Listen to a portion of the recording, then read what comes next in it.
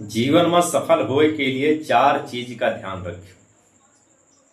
कौन कौन है? पहला तो एजुकेशन है। एजुकेशन बहुत जरूरी है। अगर आपके पास एजुकेशन नहीं है, जीवन में कुछ नहीं है। दूसरा है नॉलेज। पहला एजुकेशन, दूसरा है नॉलेज, तीसरा एक्सपीरियंस और चौथा है स्किल। ये चारों चीज बहुत जरूरी है। पहला चीज एजुकेशन। अगर आपके पास एजुकेशन है तो उसके बाद में आपके पास नॉलेज हो बहुत जरूरी है। कोई जरूरी नहीं कि आपके पास एजुकेशन है तो नॉलेज भी है। दादा परदादा के पास कोनो एजुकेशन नहीं रहा, लेकिन उनके पास भरपूर नॉलेज रहा, लेकिन एजुकेशन नहीं है।